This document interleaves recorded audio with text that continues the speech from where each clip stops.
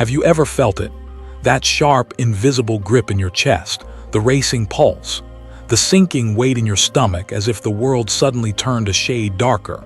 Fear. It slips in quietly, sometimes without warning. A shadow in the back of your mind. A whisper that tells you you're not enough, that you'll fail, that you'll lose everything you love. And yet, what if I told you fear isn't the enemy we've been taught to fight? What if beneath its cold, suffocating veil there's a hidden doorway, a portal to a deeper, richer, and freer life than you've ever dared imagine? I know this, not because I've read it in ancient texts, though the old scriptures speak of it. Not because a teacher told me, though many wise voices have hinted at it, but because, like you, I've stood at the edge of that darkness, and what I found there changed everything. This isn't a story about eliminating fear. It's not about toughening up, pretending you don't feel it, or chasing endless confidence like a prize at the bottom of a rigged game. No, this is about seeing fear, truly seeing it for what it is. Not a monster to be slain, but a messenger to be heard. A teacher sent from the hidden places of your soul. You see, for centuries, sages, mystics, and philosophers have wrestled with the nature of fear. In Buddhist philosophy, fear isn't just an emotion, it's a symptom, a byproduct of clinging to things we believe we cannot live without. Our identities, our loved ones, our possessions, our reputations, our illusions of control. And when the mind senses these attachments might slip through our grasp, as all things inevitably do, fear blooms like a storm in our chest. But here's the secret the ancient masters discovered. If you stop running from it, if you turn toward the fear with open eyes and an open heart, it begins to dissolve, like mist when the morning sun rises, like shadows fleeing the light. What remains is something far more powerful. Not the absence of fear, but a presence beyond it. A state of being that isn't ruled by trembling what-ifs or restless futures, but a calm, steady, unshakable awareness. This is fearless living. And it doesn't require you to abandon the world. You don't need to shave your head, sit in a cave, or renounce the life you've built. You only need one thing, the courage to look within, because fear isn't out there, it's in here. And it always has been. It lurks in the stories we tell ourselves about who we are and what might happen. In the relentless pressure to measure up, to win approval, to protect ourselves from the unpredictable waves of life. But what if we no longer needed to protect ourselves? What if, instead, we embraced the tides, knowing we could never drown? The art of fearless living isn't about controlling what happens to you. It's about transforming how you meet it. Whether it's a heartbreak, a loss, a disappointment so deep it carves open your soul, or a nameless anxiety you wake up with at 3 a.m., this path invites you to welcome all of it, not as punishments, not as signs you're broken, but as fierce invitations to awaken, to remember what you really are beneath the noise, to reclaim the wild, radiant, untouchable essence you were born with. Throughout this journey, we'll explore the very anatomy of fear, why it rises, how it grips us, and more importantly, how to meet it like the ancient warriors of spirit did, with grace, with compassion, and with unwavering, breath-steady presence. You'll learn the forgotten practices once whispered in Himalayan caves and jungle monasteries. You'll hear stories of transformation, of people who faced their deepest terrors and emerged not fearless but free. And you'll be challenged, because freedom isn't comfortable. It requires honesty. It demands surrender. But I promise you this. On the other side of the walls you've built to keep fear out is a life so vast, so rich, it will take your breath away. So before we begin, take a moment now. Close your eyes if you can. Feel your breath move in, move out. Notice the places where you're holding tight. The clenched jaw, the tight throat, the restless mind. And with your next breath, release just a little. Let this be your first step, not toward erasing fear, but toward walking beside it hand in hand, because it's been trying to tell you something. And now, it's time you finally listened. Fear. It's easy to label it the villain in our story, the emotion we wish would just leave us alone, the restless ache that grips us before a difficult conversation, a life-changing decision, or when standing at the unknown's jagged edge. But what if fear isn't here to destroy you? What if, like a misunderstood character in a novel, fear was cast as the enemy, when in truth, it was trying to save you all along?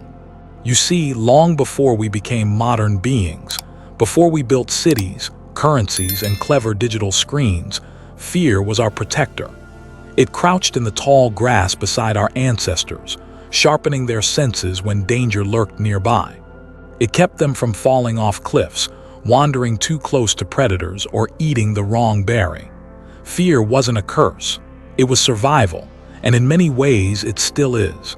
It's the surge of caution that makes you glance both ways before crossing the street.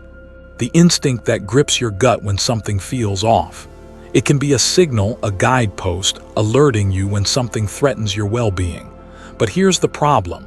The world has changed, and our fears haven't caught up. Today, most of what terrifies us isn't a saber-toothed tiger hiding in the bushes. It's the fear of being rejected, of losing status, of not living up to expectations, our own or someone else's. It's the anxiety of public speaking, the panic before failure, the dread of an unknown future. And our bodies react to these invisible threats the same way they once did to physical danger. Your heart races, your muscles tense, your breath quickens, but you're not about to be eaten. You're about to send an email, or ask for help, or take a risk your spirit quietly knows you're meant for. This is where the Buddhist wisdom shines like a lantern in the fog. The Buddha taught that suffering doesn't arise because fear exists. It arises because of how we relate to our fear. We believe it blindly. We push it away. We armor up. Or worse, we let it quietly run our lives from the shadows. But what if we could unmask it? What if we could sit with fear, not as a predator or a master, but as a guest at the table of our awareness? Ancient teachers in the Zen tradition often referred to fear as the gatekeeper of wisdom. It stands at the threshold between the life you know and the life waiting for you beyond your current limits. And every time you avoid it, you reinforce those walls. But every time you lean in, even a little, those walls begin to soften. One Zen story tells of a young monk haunted by a terrifying demon in his dreams. Night after night, the demon chased him through endless, shadowed forests. The monk, exhausted and desperate, sought guidance from his master. Next time the demon appears, the master said, stop running, turn, look it in the eye, and ask what it wants. And so the monk did. That night when the demon's claws reached for him, the monk stopped, heart pounding. He turned, and instead of fleeing, he whispered, "What are you here to teach me?" And in that moment, the demon vanished. That's what fear is. A reflection of something unexamined inside us. A message in disguise. When we suppress it, it grows. When we run from it, it chases. But when we face it, something extraordinary happens. It transforms. Buddhism teaches us about the two arrows of suffering. The first arrow is inevitable. Life will bring discomfort, uncertainty, and loss. But the second arrow is optional. It's the fear-driven story we attach to the pain. The mental spiral of what if it gets worse, or I won't survive this. Freedom comes not from dodging the first arrow, but from refusing to shoot the second. And so, understanding fear means understanding both its nature and its confusion. It means recognizing when fear is a legitimate guide, and when it's an outdated script playing on a loop. It means asking ourselves, is this fear protecting me, or is it preventing me from living? It means pausing long enough to feel the sensation in your body without adding a fearful narrative, to let your stomach clench, to let your throat tighten, and to notice it will pass. Because fear is a wave. It rises, it peaks, and it subsides. And when you no longer flinch from its arrival, it loses its power to define you. This is the first step toward fearless living, not erasing fear, but befriending it. Learning to recognize its voice without handing it the wheel, to listen without obeying, to feel without retreating. In this chapter, we've unmasked fear's dual nature, both friend and foe, a relic of our ancient wiring and a messenger from our inner landscape. neither good nor evil, but a force we can meet with clear eyes and an open heart. And when we do, something inside us remembers. We are not as fragile as we think. We were built for storms. And every fear faced, no matter how small, is a step toward a life unbound. A life where the voice of fear may still whisper, but it no longer decides. And as we continue, we'll step deeper into this path. Because to live without fear's chains, we must first understand what we're truly afraid of losing. And that is where our next journey leads. There's a moment, maybe you felt it too, when fear rises in your chest like a sudden storm. Your heart pounds, your breath shortens, your mind races toward 1,000 worst-case scenarios. And everything inside you screams one word: escape, run, distract yourself, numb it, push it away. We're wired to avoid discomfort. It's ancient survival code buried in our biology. But here's a truth most people never learn. The more you resist fear, the stronger it becomes. Like a shadow that stretches when you run from it, fear only grows in the spaces you refuse to face. And yet, what if instead of running, we turn toward it? This is where mindfulness enters the story. Not as a trendy wellness buzzword, not as something you download as an app, but as a radical, ancient, life-altering practice. A way of being, a way of seeing. Mindfulness in its purest form is the art of paying attention, on purpose, without judgment, to the present moment exactly as it is. And when fear shows up, mindfulness doesn't demand you fix it, deny it, or overcome it. It simply asks you to notice, to feel the tightness in your throat, the heat in your face, the pounding in your chest, and to stay. In Buddhist teachings, fear isn't seen as an enemy to be conquered, but as a visitor to be acknowledged. The Buddha taught that everything arises and passes away, including fear. And the only reason fear feels permanent is because we cling to it or flee from it. But when you sit in stillness, breathing, watching fear without feeding it, something remarkable happens. It shifts. A Zen master once said, "Fear is the natural reaction to moving closer to the truth." And it's true. Fear often signals you're nearing the edges of your comfort zone, the walls you've built to feel safe, but which have also kept you small. Mindfulness allows you to stand at that edge, to witness fear's trembling voice without believing its every word. Imagine fear as a character sitting beside you. It says, "You'll fail." And you reply, "There's that thought again." It says, "You're not enough." And you respond, "I see you." It growls, "Run." And you whisper, "I'll stay." This gentle act of noticing, without reacting, is the practice. Not to defeat fear, but to dissolve its grip by refusing to fuel it. Buddhist monk Thich Nhat Hanh often spoke of holding fear like a mother cradles a crying child, not shoving it away, not pretending it isn't there, but offering it presence, tenderness, and space to soften. When you bring mindfulness to fear, you realize something astonishing. Fear is not constant. It's a series of sensations, thoughts, and memories arising and falling like waves. You feel your stomach tight. You think, "I can't handle this." A memory surfaces of the last time you were hurt. Your breath shortens. And if you simply observe, breath by breath, moment by moment, those waves eventually break upon the shore of your awareness and dissolve. Nothing, not even fear, is permanent when met with presence. This practice isn't about being fearless. It's about being courageous enough to feel fear and stay awake within it. To know that discomfort is not danger, that unease is not a verdict, and that you have the capacity to hold difficult emotions without being consumed by them. The ancient texts remind us, whatever arises in the mind, let it be there. Observe it, and it will pass. In mindfulness practice, fear becomes a doorway rather than a wall, a teacher rather than a tyrant. And here's the deeper secret. On the other side of fear, when you've allowed yourself to feel it fully without running, lies an unshakable clarity, a quiet kind of freedom, because you realize you can survive what you once believed you couldn't. This is the essence of fearless living, not the absence of fear, but the willingness to meet it fully, to let it burn, to let it tremble, and to know it too shall pass. And in its wake, You'll find yourself standing in a life made bigger not by the absence of fear, but by the presence of courage. As we move forward, we'll begin to see how fear is not only something to turn toward, but something to learn from. Because within every fear lies a message, and within every trembling moment, a lesson waiting to be heard. The question is, are you listening? There's a strange paradox at the heart of human life. We spend our days chasing things we believe will make us feel safe, fulfilled, and happy. And yet, the more tightly we cling, the more restless we become. Have you noticed it? That gnawing dissatisfaction even when you have what you thought you wanted. A lingering fear of losing it. A constant hunger for more. It's as if we're grasping at clouds, trying to hold on to what was never meant to be held. Buddhism has a word for this cycle, attachment.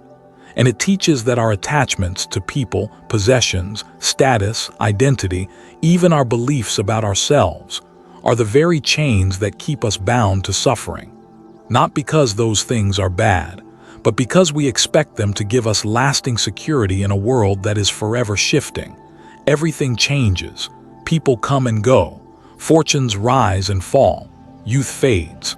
Even the breath you're taking now will leave you in a moment.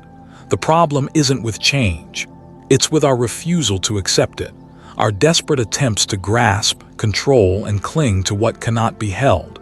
And here's the cruel irony. The more we cling, the more we suffer. The Buddha compared attachment to holding a hot coal in your hand, intending to throw it at someone else, but you're the one getting burned. We grasp at love, fearing loneliness. We cling to success, terrified of failure. We chase pleasure, desperate to avoid discomfort. And in doing so, we create a prison built from our own cravings. But what if, just for a moment, you loosened your grip? What if you dared to let go? This doesn't mean renouncing the world, abandoning people, or living without desire. It means holding life lightly, appreciating what arises without demanding it stay, loving without trying to possess, experiencing success without believing it defines you, meeting loss without believing it destroys you. This is what the Buddhist path calls liberation, a state where you no longer depend on external circumstances for your inner peace. Imagine a leaf floating down a stream. It moves gracefully with the current, sometimes spinning, sometimes stalling, sometimes caught in the reeds. It doesn't fight the flow. It doesn't demand the river move differently. It simply moves with it. To live this way requires courage, because letting go means facing uncertainty. It means admitting we're not in control, and our egos hate that. But every spiritual tradition worth its salt teaches this truth. Control is an illusion. You cannot control what others think of you. You cannot control the future. You cannot guarantee security. You cannot stop change. And yet, you can control how you meet these things. You can choose to soften instead of harden, to release instead of cling, to trust the flow of life instead of fighting it. In Zen practice, there's a saying, let go or be dragged. And isn't that the choice we face in every difficult moment? To be pulled under by our attachments, or to release them and float. The practice of letting go begins in small, simple ways, noticing where you resist life, where you grasp too tightly, where you say, it must be this way, and asking yourself, what if it didn't? You'll start to notice how much energy you spend trying to control the uncontrollable. And with awareness comes the freedom to choose differently, to soften your hold, to breathe through discomfort, to allow what is instead of fighting it. And in those moments of release, something extraordinary happens. The world doesn't fall apart. You don't disappear. In fact, you become lighter, clearer, more at peace. You realize that you can live fully without clinging to the passing moments of your life. The Buddhist master Ajahn Chah once said, if you let go a little, you'll have a little peace. If you let go a lot, you'll have a lot of peace. If you let go completely, you'll have complete peace. And isn't that what we long for beneath all our chasing and craving? Not more things, not constant pleasure, but peace. A quiet, steady contentment that doesn't rise and fall with circumstance. This is the promise of letting go. And as you begin to practice it, you'll discover something else. that the very fears you tried to control, the insecurities you clung to, and the illusions you protected start to dissolve. In their place, you'll find a deeper strength. Not the brittle strength of control, but the flexible resilience of one who flows with life. And with each small act of release, you step closer to the fearless life we've been seeking. A life where fear no longer dictates your choices, where loss doesn't destroy you, where joy can be fully felt because you're not terrified it will leave. This is liberation, not somewhere far away, not in another lifetime, but here now in this breath if you're willing. And so, as we continue this journey, the next truth becomes clearer. Fear feeds on illusion, on the lies we tell ourselves to feel safe. And one of the greatest lies we cling to is the belief that we can control everything. But what if we didn't need to? What if freedom wasn't found in control, but in trust? There's a truth most of us avoid. Who you've been doesn't have to define who you become. No matter how far you've fallen, no matter the mistakes, the shame, the darkness you've carried, there's a door back to yourself.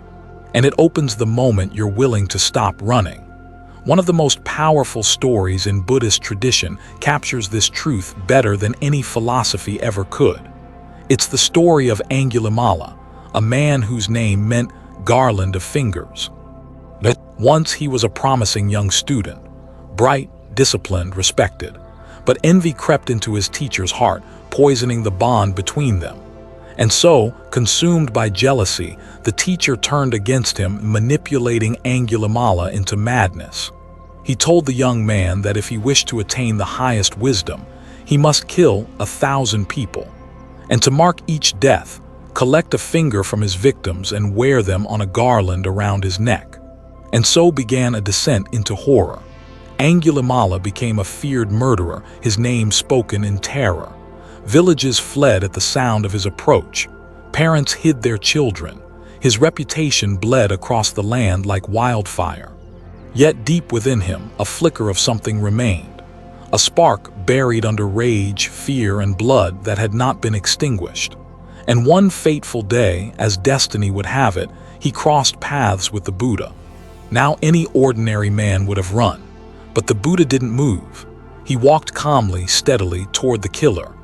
Angulimala, both furious and bewildered, chased after him, but no matter how fast he ran, he could not catch up. In frustration, he cried out, "Stop, monk, stop!" And the Buddha turned to him, unshaken, and said, "I have stopped, Angulimala. It is you who have not stopped." In that moment, those words shattered the madness within. For the first time, Angulimala saw the truth, not just of his actions, but of his own torment. He realized that while his feet ran, it was his mind, his craving, his violence that never stopped. And in that instant, something broke open inside him. He dropped his weapons, fell at the Buddha's feet, and begged to be shown another way. The Buddha, as always, saw beyond the man's past. He saw the potential of his present. And so, Angulimala was ordained as a monk. For the rest of his days, he practiced diligently, faced the ghosts of his deeds, endured the hatred of those he'd once harmed, and through it all, he transformed. He became known not for his violence, but for his gentleness, not for taking life, but for saving it. And when he passed, it said he attained enlightenment.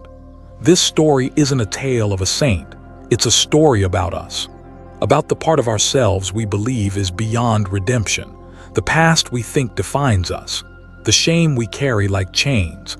We all have a little of Angulimala inside us, moments we wish we could erase, things we've done or said in fear, anger, desperation. But this story reminds us, we are never trapped by our past. The door to transformation is always here, always now. And it begins the moment we stop, truly stop, and turn toward ourselves. Notice how the Buddha didn't offer Angulimala punishment. He offered understanding, not condoning his actions, but recognizing the suffering that led him there. This is a radical, fearless kind of compassion, one that refuses to believe anyone is beyond hope. And perhaps the most fearless thing you'll ever do is extend that same compassion inward, to the version of you you've abandoned, to the mistakes you keep reliving, to the wounds you refuse to forgive. Because the truth is, healing isn't about erasing your past. It's about claiming your future. Angulimala's garland of fingers became, in a way, a garland of lessons. Each one a reminder of where craving leads, and where awareness can return us. He became a monk not because he was perfect, but because he finally saw what his clinging, his fear, and his illusions had cost him. And when you see that in yourself, truly see it, something inside you changes. A softness appears where there was only hardness, a stillness where there was only chaos. You realize you don't have to keep running. You don't have to be the person your fear told you were. There's another path, and it begins here in this breath, in this moment. It begins with the courage to stop, to turn toward what you've been fleeing, and to offer yourself the same gaze the Buddha offered Angulimala, steady, clear, unafraid. Because the real question isn't whether you deserve peace, it's whether you'll allow yourself to receive it. As we carry this truth, something else emerges. That transformation isn't about fixing yourself, but about remembering who you were before fear made you forget. And from this remembering, another truth rises, that no matter how dark the night has been, dawn always comes. And with it, the chance to begin again, in the next breath, in the next choice, in the next story you decide to tell about yourself. Let's walk toward that dawn together. What if courage wasn't something reserved for grand, heroic moments? What if it wasn't about standing on battlefields or making bold proclamations? What if, instead, courage was built quietly in the small, ordinary moments of your life? You see, fear isn't something we confront once and then overcome forever. It lives in the everyday, in the unspoken things, in the way you hesitate before speaking your truth, in the way you shrink yourself to avoid discomfort, in the tiny betrayals of your own heart. And if fear lives in the everyday, then so must courage, not as some dramatic, cinematic act, but in the way you show up for yourself again and again, even when no one's watching. The Buddha often spoke about this kind of courage, not the absence of fear, but the wisdom to meet it with clarity, to recognize it, to bow to it, and then to act anyway. So how do we live that way? How do we weave fearlessness into the fabric of our daily lives? It starts with small, deliberate practices. First, the courage to pause. In a world addicted to speed, to reaction, to constant motion, choosing to pause is a radical act.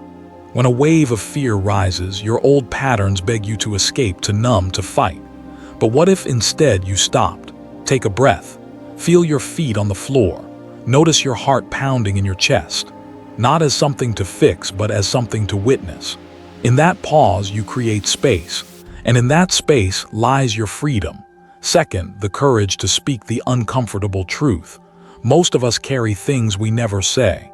We avoid difficult conversations. We silence ourselves to keep the peace. But true peace isn't the absence of conflict, it's the presence of honesty.